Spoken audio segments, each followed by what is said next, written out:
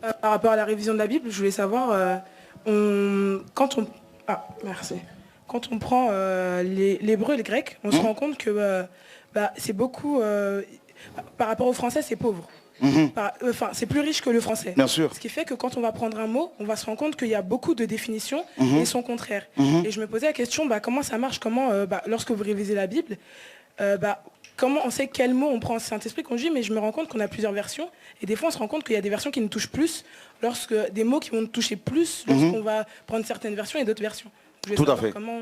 Tout à fait. Par exemple, même le grec, hein, tu sais que le mot en français, il y a un seul mot pour parler de l'amour, c'est l'amour. En grec, il y en a plusieurs. Il y a par exemple storge.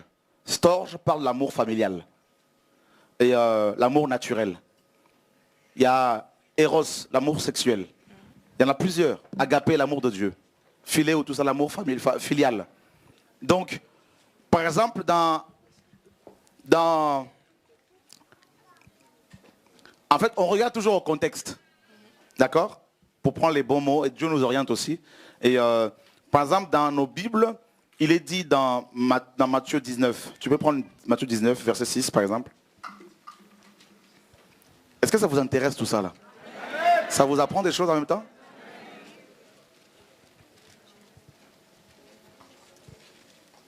Matthieu 19, 6.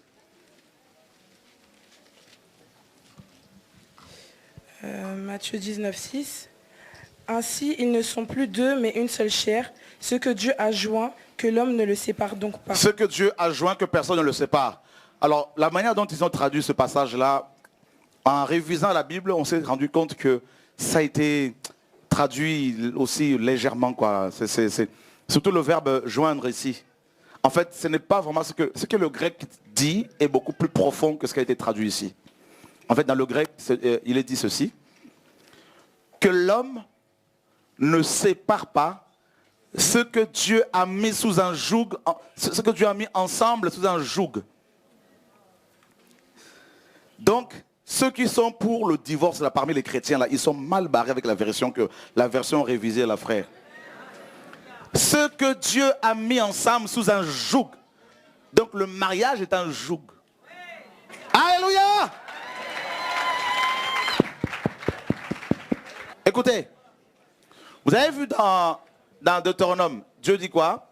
Dieu disait qu'il ne fallait pas atteler ensemble un bœuf et un âne. C'est écrit, non? En fait, ça parlait aussi du mariage. Ça veut dire qu'un bœuf ne pouvait pas épouser un âne. Bah oui. Et vous n'avez pas compris. N'allez pas épouser les païens. Vous allez souffrir.